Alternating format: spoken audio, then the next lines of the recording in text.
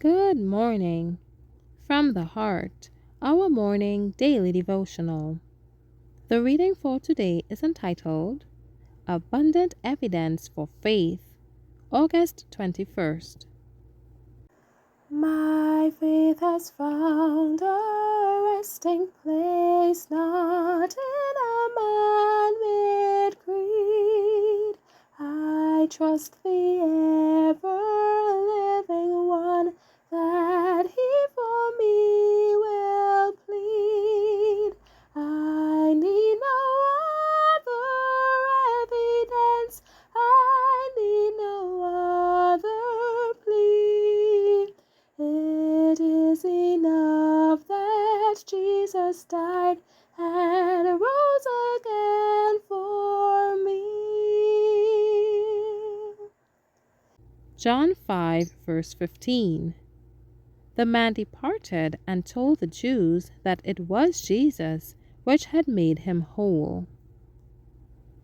As the restored one went on his way with quick, elastic step, his pulses bounding with the vigor of renewed health, his countenance glowing with hope and joy, he was met by the Pharisees, who told him, with an air of great sanctity, that it was not lawful to carry his bed on the Sabbath day.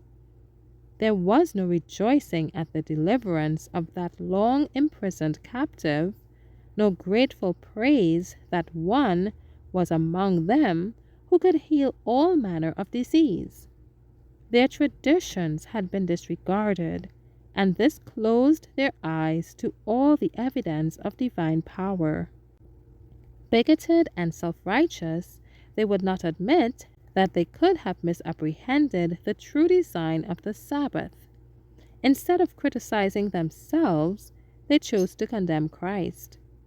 We meet with people in the same spirit today who are blinded by error and yet flatter themselves that they are right and all who differ from them are in the wrong. The man on whom the miracle had been wrought entered into no controversy with his accusers.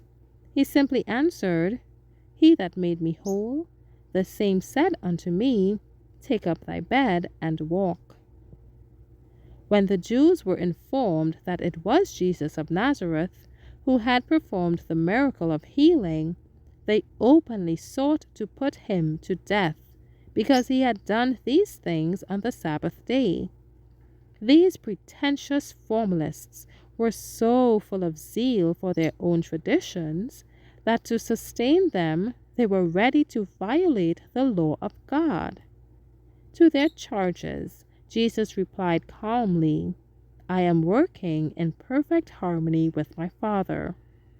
This answer furnished another pretext to condemn him. Murder was in their hearts, and they waited only for a plausible excuse to take his life. But Jesus steadily continues to assert his true position. The Son can do nothing of himself, but what he seeth the Father do. For what things soever he doeth, these also doeth the Son likewise.